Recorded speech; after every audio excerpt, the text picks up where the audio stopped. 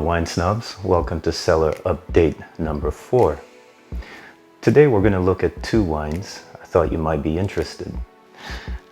I decided to add more of these wines to the cellar as they recently became available. The first one is a Rioja from Spain by Bodegas Urbina. I recently took a look at the 1994 vintage and was very impressed with how it showed. It had had 26 years to integrate, and it really showed. The acids and the typical of Tempranillo, that acidity, and those big bold tannins had had enough time to better, more perfectly integrate. And once opened up, a deep, rich, tart plum and mineral slate emerged as well. It really was very well composed, quite impressively composed, I might say, for a 26-year-old vintage. It's really a testament to the winemaker and their craft. This is an interesting winemaker. It's not very often that you run into a winemaker who releases their wines literally 20 years down the road. These are, for all intents and purposes, hidden gems. People who make absolutely no compromise in their wine and rushing it to the bottle or to the glass. Either way, they choose not to, and they choose to release the wine when they feel it is ready. The Urbina wines are very well crafted.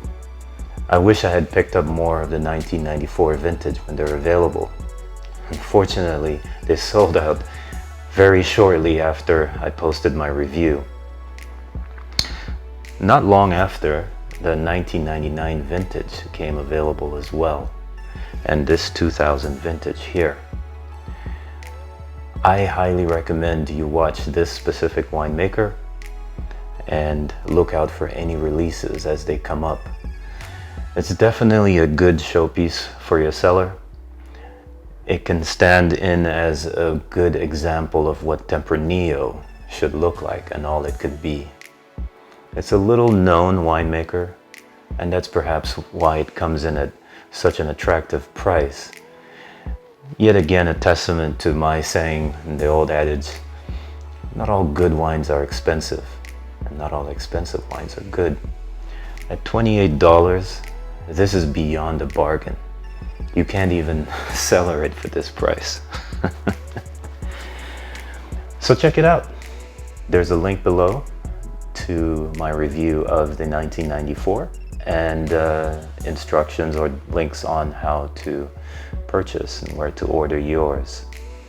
Keep a lookout, and if you're on Instagram, check the feed often, and from time to time I'll put out WineSnob alerts when certain special or specific bottles of wine or vintages are available. Our second wine in this cellar update is another Rioja from Spain. This one is by López de Heredia. It's a very long name. I'll post it below. But I recently discovered these while shopping around on wine.com, and I was impressed with their offering. Very much, or not unlike the previous Rioja we looked at, the Urbina.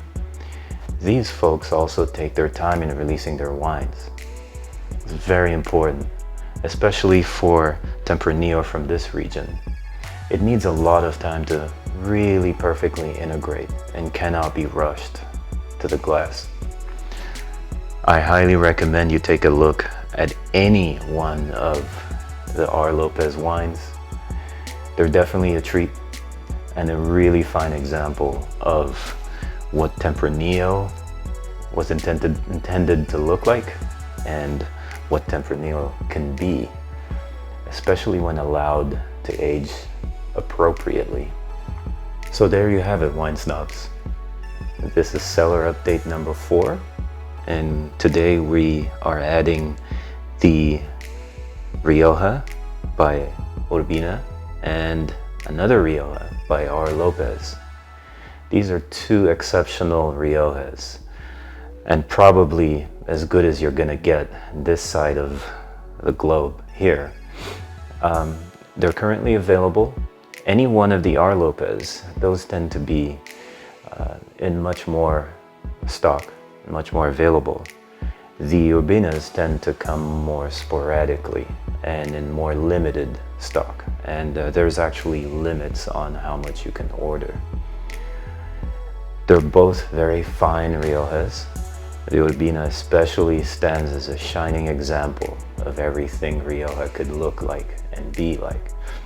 I highly recommend you explore these 2 for an example and into how Riojas and Tempranillo, more especially, expresses itself when appropriately aged and when made in a very uncompromising manner. So let me know what you think. If you get to try any one of these, there's links below in the description to my review, and with links as well to where you can order these wines.